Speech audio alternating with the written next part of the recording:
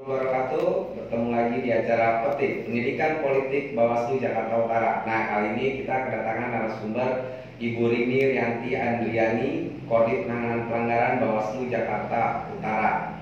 Apa kabar, Bu? Alhamdulillah baik, Alhamdulillah, sehat baik. selalu.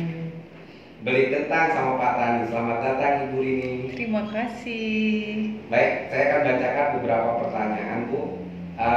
Apa yang dimaksud dengan penanganan pelanggaran pemilu? Yang dimaksud dengan penanganan pelanggaran pemilu adalah penanganan temuan dan laporan pelanggaran pemilu sesuai yang diatur di pasal 454 Undang-Undang Nomor 7 Tahun 2017 yang menegaskan bahwa pelanggaran pemilu berasal dari temuan dan laporan pelanggaran pemilu.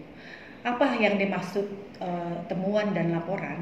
Temuan adalah hasil pengawasan aktif dari Bawaslu, Bawaslu Provinsi, Bawaslu Kabupaten Kota, pengawas kecamatan, pengawas kelurahan maupun pengawas TPS di setiap tahapan pemilu. Sedangkan laporan adalah laporan langsung warga negara Indonesia yang sudah mempunyai hak pilih yang dilaporkan langsung kepada Bawaslu, Bawaslu Provinsi, Bawaslu Kabupaten Kota, pengawas TPS, pengawas kecamatan, dan pengawas kelurahan di setiap tahapan pemilu. Laporan dan temuan itu bisa dilaporkan ke Bawaslu maksimal 7 hari setelah kejadian, dan apabila sudah memenuhi persyaratan maka laporan atau temuan tersebut akan diregistrasi untuk dilakukan pada proses selanjutnya. Nah, apa saja langkah Divisi Penanganan Pelanggaran dalam menindaklanjuti dugaan pelanggaran baik yang berasal dari temuan maupun yang berasal dari laporan? Baik, setelah laporan atau temuan diregistrasi oleh kami, maka kami akan melakukan kajian yang akan mengklasifikasikan apakah ini merupakan pelanggaran administrasi, pelanggaran pidana pemilu, pelanggaran kode etik penyelenggara pemilu, ataupun bukan merupakan pelanggaran. Apabila ini merupakan pelanggaran administrasi, maka kita akan melakukan sidang adjudikasi yang akan menghasilkan satu putusan.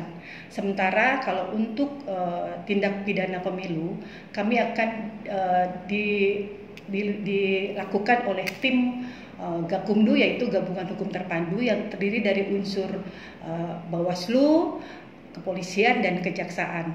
Sementara untuk pelanggaran kode etik pemilu, kami akan meneruskannya kepada DKPP atau Dewan Kehormatan Penyelenggara Pemilu.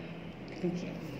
Persiapan apa saja yang telah dan akan dilakukan Divisi Penanganan Pelanggaran Bawaslu Jakarta Utara menuju tahapan pemilu serentak 2024 yang telah ditetapkan?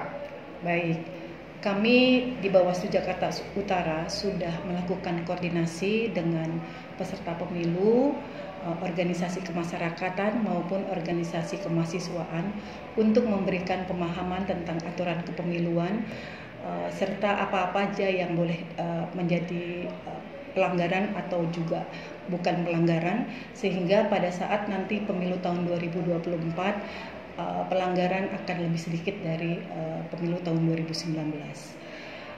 Untuk internal Bawaslu sendiri, kami juga sudah mempersiapkan teman-teman staf dengan melakukan diskusi-diskusi tentang kepemiluan, terutama tentang penanganan pelanggaran, sehingga nanti pada saat pemilu dan pilkada tahun 2024 teman-teman sudah bisa melaksanakan tugas dengan baik.